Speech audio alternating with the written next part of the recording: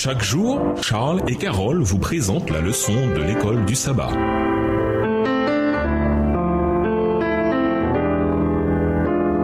Bienvenue dans votre émission Dieu nous parle. Ouais, leçon de dimanche, l'attente de la rencontre. Lisons Exode 33, les versets 7 à 11. Pourquoi Dieu demanda-t-il à Moïse de bâtir la tente de la rencontre? Exode 33, les versets 7 à 11. Moïse prit la tente et la dressa hors du camp, à quelque distance. Il l'appela tente d'assignation, et tous ceux qui consultaient l'Éternel allaient vers la tente d'assignation qui était hors du camp. Lorsque Moïse se rendait à la tente, tout le peuple se levait. Chacun se tenait à l'entrée de sa tente et suivait des yeux Moïse jusqu'à ce qu'il fût entré dans la tente.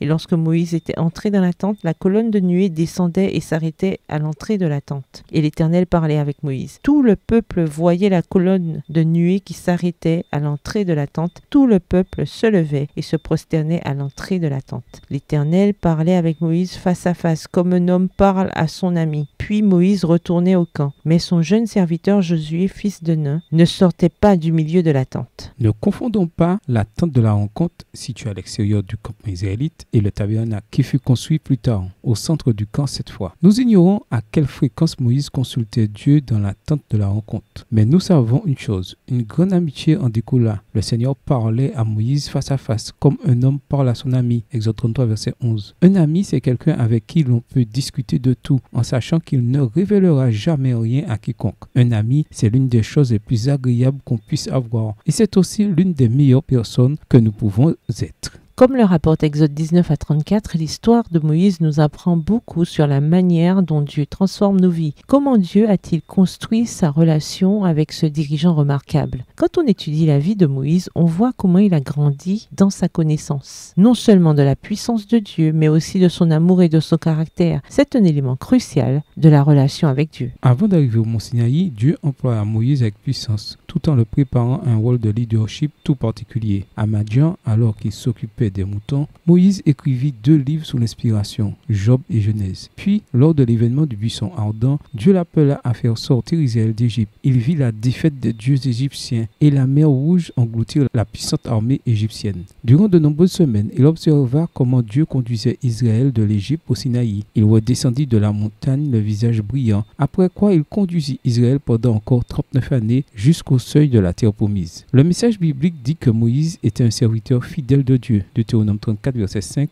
Josué 1, verset 1. Une lumière intacte dans les ténèbres, un prophète modèle qui servirait de référence à d'autres. Deutéronome 18, verset 15 et 18. Moïse était quelqu'un qui favorisait le changement, même si le peuple ne suivait pas toujours ses instructions et ses paroles, mais quand ce fut le cas, il prospérait. On peut apprendre beaucoup de Moïse car son histoire exceptionnelle nous dit ce que Dieu peut faire quand nous le laissons nous changer. Quels ont été les tournants dans votre marche avec Dieu? Quand avez-vous reconnu qu'il agissait puissamment dans votre vie? Au revoir. Et à demain si Dieu veut. Dieu nous parle. Chaque jour, Charles et Carole vous présentent la leçon de l'école du sabbat.